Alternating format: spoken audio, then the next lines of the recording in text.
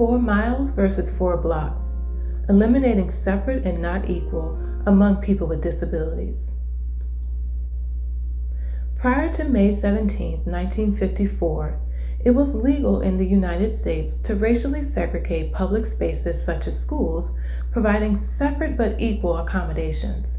However, said facilities never reached equality, and the notion of separate often meant much more work on behalf of minorities, such as walking 4 miles to elementary school while passing a school 4 blocks away, as young Linda Brown did. Linda and her parents, Leola and Oliver Brown, would become the faces of the landmark U.S. Supreme Court legislation, Brown v. Board of Education. From this ruling, racially segregated schools became illegal and significantly impacted the education and lifestyle possibilities for African Americans in the U.S.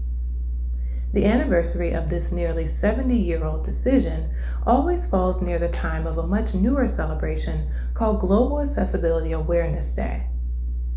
#GAAD started with a blog post and subsequent tweet, very apropos for this technology era, and now the third Thursday of May designates a time for people to increase awareness about strides and challenges regarding people with disabilities and digital access.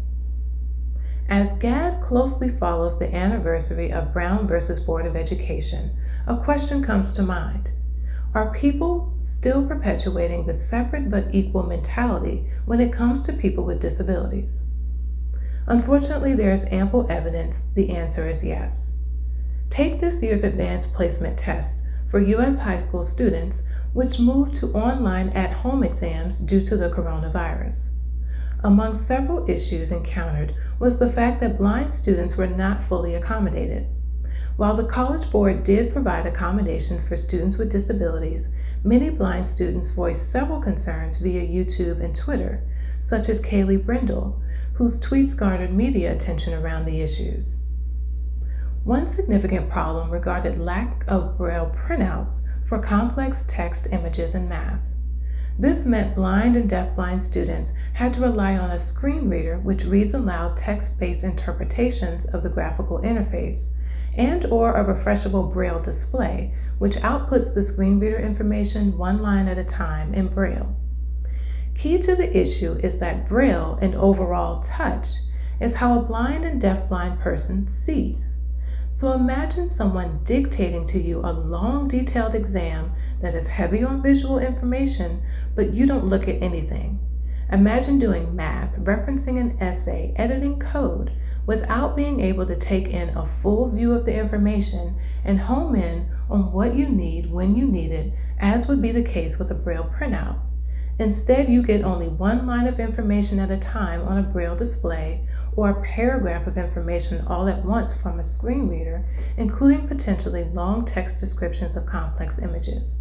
In other words, some students walk 4 miles while others walk 4 blocks. Technology has the potential to be a great equalizer, but currently it is only widening the gaps. Accessibility standards and criteria are rarely taught as part of school curriculum or given equal weight as requirements in industry.